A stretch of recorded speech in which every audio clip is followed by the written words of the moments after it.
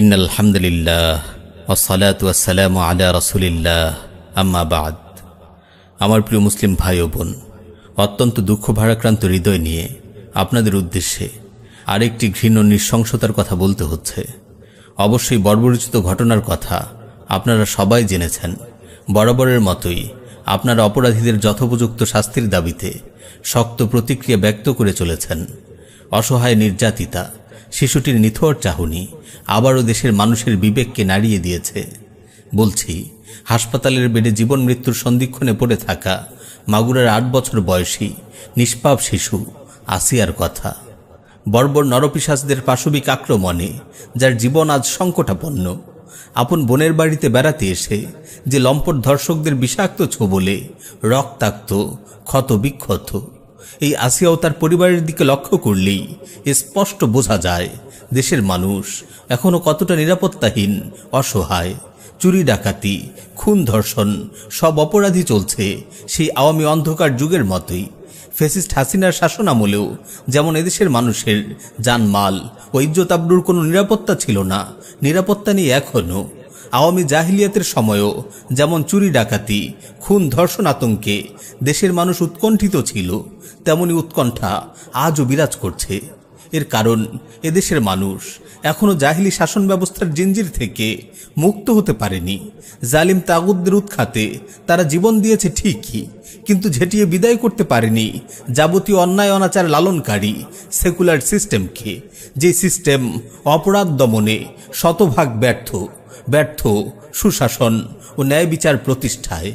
আমার প্রিয় মুসলিম ভাই ও বোন, মানবরচিত আইন ও সেকুলার শাসন ব্যবস্থায় অপরাধ অনুযায়ী অপরাধীদের যথাযথ বিচার হয় না। এখানে একদিকে মানুষের অপরাধ প্রবণ হয়ে ওঠার ঘৃণ্য সব অশ্লীল পথকে খুলে দেওয়া হয়, অন্যদিকে বড় বড় অপরাধ সংগঠনের পরও অপরাধীদের বিচারে গড়িমসি করা হয়। খুন ধর্ষণের মতো মারাত্মক সব অপরাধ করেও অপরাধীরা পার পেয়ে যায়। নৃশংস হত্যাকাণ্ড ঘটিয়েও ভয়ঙ্কর খুনি সন্ত্রাসীরা জামিন পেয়ে যায় মানবরচিত ঠুনকো আইনের নানা ফাঁক ফোকরে। এই কারণেই দিন দিন অপরাধের মাত্রা বেড়েই চলেছে। আজ শিশু আসিয়া ধর্ষণের শিকার তো কাল আফিয়া, আজ একজন খুনের শিকার তো কাল আরেকজন। ভারী হচ্ছে নির্যাতিত সাধারণ মানুষের আর্তনাদ। বস্তুত সেকুলার শাসন ব্যবস্থায় শাসকের পরিবর্তন হলেও দেশের সার্বিক পরিস্থিতির তেমন পরিবর্তন হয় না। আমার প্রিয় মুসলিম ভাই ও বোন, চিন্তা করে দেখুন, মানুষের নৈতিক চরিত্রের কতটা অবক্ষয় ঘটলে একটা ছোট্ট শিশুর উপর বাবা ছেলে ধর্ষক হয়ে হামলে পড়তে পারে। আসিয়ার ঘটনাটি তো দেশের একটি চিত্র মাত্র। ধর্ষকদের যথোপযুক্ত শাস্তি না হওয়ার এমন বর্বর পাশবিকতার শিকার হয়ে সম্ভ্রম হারাচ্ছে বহু নারী। এই তো গত কয়েকদিন আগের ঘটনা, লক্ষ্মীপুরের রামগতিতে ধর্ষণের শিকার হয়ে জান্নাত নামের এক তরুণী আত্মহত্যা করেছিল, ধর্ষকের বিচার না করে উল্টো তাকে ভৎসনা করার কারণে। এমন বহু ট্র্যাজেডি দেশে অহরহ সংঘটিত হচ্ছে। আমার প্রিয় মুসলিম ভাই ও বোন, আজ দেশের মানুষ বিক্ষুব্ধ হয়ে উঠেছে আসিয়ার নির্মম দৃশ্য দেখে। সবাই ধর্ষকদের সর্বোচ্চ শাস্তি দেখতে চায়।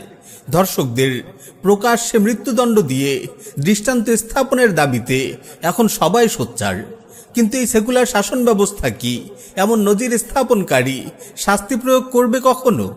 দুঃখজনক হলেও সত্য, উপযুক্ত সাক্ষী প্রমাণ পাওয়া সত্ত্বেও সেকুলার বিচার ব্যবস্থায় অপরাধীর যে দ্রুত বিচার হয় না, এর আরও একটি জাজ্জল্য প্রমাণ আপনারা দেখেছেন আসিয়ার ধর্ষকদের ব্যাপারে হাইকোর্টের দেয়া নির্দেশনায়।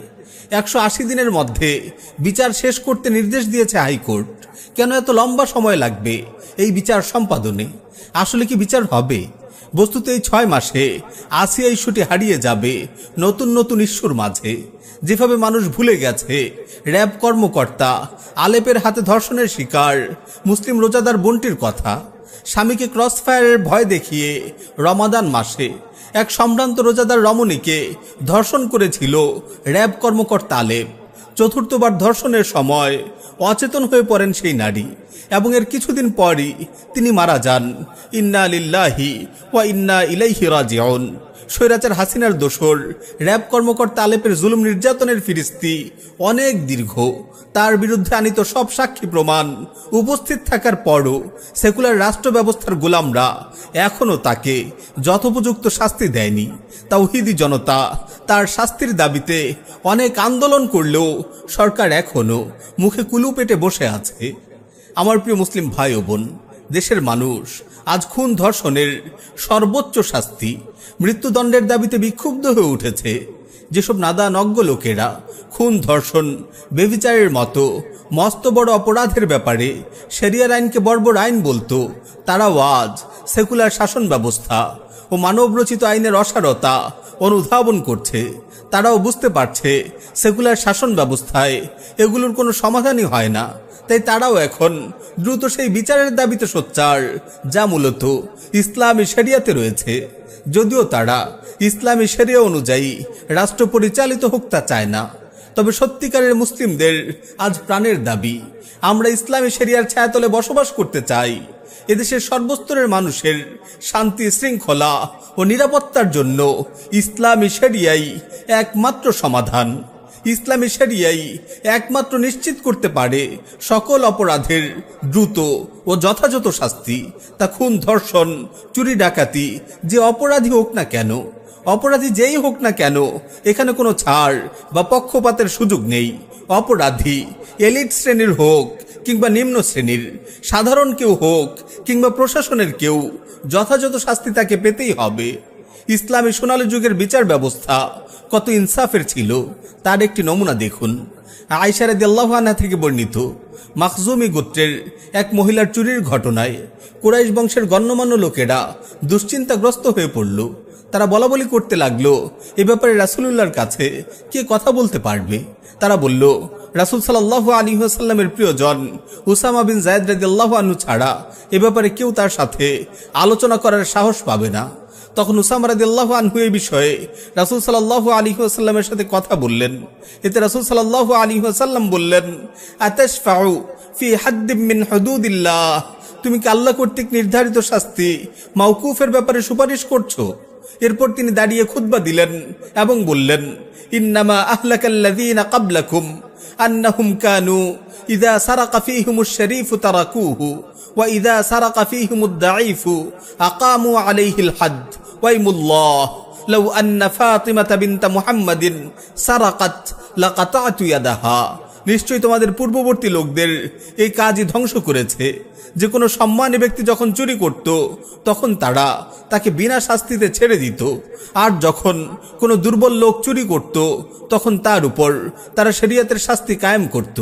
আল্লাহর কসম, মুহাম্মদের কন্যা ফাতেমাও যদি চুরি করত তবে আমি তার হাত কেটে দিতাম। আমার প্রিয় মুসলিম ভাই ও বোন, এমন ন্যায় বিচার ও যথাযথ শাস্তি প্রয়োগ একমাত্র ইসলামী শরিয়া অনুযায়ী পরিচালিত ভূখণ্ডেই সম্ভব, যার দৃষ্টান্ত ইসলামের সোনালী যুগে যেমন ছিল আজও আছে। পক্ষান্তরে সেকুলার শাসন ব্যবস্থায় যতটুকু শাস্তি প্রয়োগ হয় তাতেও কোনো স্বচ্ছতা নেই। দুর্বল অপরাধীদের শাস্তি দেওয়া হলেও ধনী প্রভাবশালীরা উৎকোচ দিয়ে শাস্তি থেকে বেঁচে যায়। এজন্যেই বসুন্ধরা গ্রুপের কর্ণধারের ছেলে সায়েম সোবহান আনভির মোস্তাদ জাহান মুনিয়াকে ধর্ষণ ও হত্যাকাণ্ডের পরও সেকুলার আইনের ফাঁকফোঁ করে অব্যাহতি পেয়ে যায়। আরও চাঞ্চল্যকর ঘটনা হলো, মাসখানেক আগে প্রীতি উড়ান নামের এক শিশু গৃহকর্মী এক আবাসিক ভবনের 9 তলা থেকে লাফ দিয়ে মারা যায়। তার উপর নিয়মিত যৌন নির্যাতন হতো এবং তা থেকে বাঁচতে নিরুপায় হয়ে সে বারান্দা থেকে লাফ দেয়। তার পরনে কোনো পায়জামা ছিল না, তার শরীরে যৌন নির্যাতনের স্পষ্ট চিহ্ন ছিল। চা শ্রমিকের মেয়ে প্রীতি উড়ান কাজ করত ডেইলি স্টারের নির্বাহী সম্পাদক সৈয়দ আশফাকুল হকের বাসায়। এই নির্যাতন ও হত্যাকাণ্ডে তার স্ত্রীও জড়িত ছিল। একই ঘর থেকে আরও একজন গৃহকর্মীর সাথে এমন ঘটনা ঘটেছিল কয়েক মাস আগে। বিষয়টি সবার সামনে চলে এলে এক পর্যায়ে ডেইলি স্টার আশফাককে অব্যাহতি দিতে বাধ্য হয়। এখন পর্যন্ত তার কোনো বিচার হয়নি, সম্ভবত হবেও না, কেননা সেকুলার সরকারের কাছে সৈয়দ আশফাকের অবস্থান এবং তার ব্যাকআপ তাকে বাঁচিয়ে দেবে। বলছিলাম, একমাত্র ইসলামী শরিয়া অনুযায়ী পরিচালিত ভূখণ্ডেই ইনসাফ প্রতিষ্ঠিত আছে।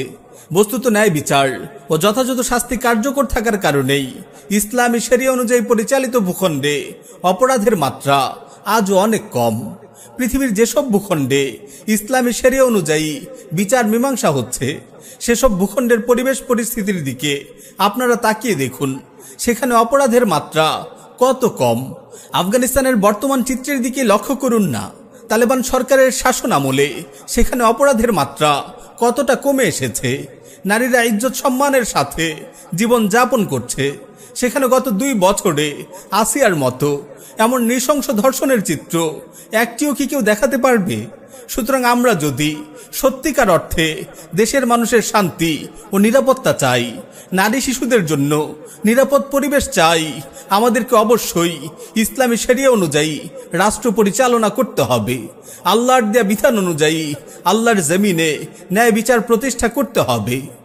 আমার প্রিয় মুসলিম ভাই ও বোন, যে সেকুলার সরকার ও তার দোসররা আজ দেশে সমকামিতার মতো বিকৃত যৌনাচার প্রমোটে ব্যস্ত, আল্লাহ তার রাসূলের শানে কটূক্তি করার পরও যারা রাখাল রাহাদের যথাযথ শাস্তি দেয়নি, খুনি হাসিনার দোসর ভয়ঙ্কর ধর্ষক আলেপকে এখনো দৃষ্টান্তমূলক শাস্তি না দিয়ে নীরবতা পালন করছে, তারা আর যাই হোক কখনো মুসলিমদের কল্যাণকামী সরকার হতে পারে না। তাদের কাছে এদেশের মুসলিমরা নিরাপদ নয় এদেশের নারী শিশুরা। তারা কখনো এদেশে ইনসাফ প্রতিষ্ঠা করতে পারবে না। তারা জালিম হাসিনার পথেই হাঁটছে। বস্তুত সব সেকুলারই চূড়ান্ত মাত্রায় ইসলাম বিদ্বেষী। এদের কাছে আমাদের বোনদের ধর্ষণের বিচার চাওয়া প্রহসন ছাড়া আর কিছুই নয়। সুতরাং আমরা যারা ইসলামকে ভালোবাসি, ইসলামী শাসন ব্যবস্থার অপরিহার্যতা অনুধাবন করি, আমাদেরকেই এদেশের মাটিতে ইসলামী শরিয়া বাস্তবায়নের জন্য কাফেলাবদ্ধ হতে হবে। হাতে হাত রেখে দীপ্ত শপথ করতে হবে, ইম্মা শরিয়া ওয়া ইম্মা শাহাদা, হয়তো শরিয়া নয়তো শাহাদা। ইম্মা শরিয়া ওয়া ইম্মা শাহাদা, হয়তো শরিয়া নয়তো শাহাদা।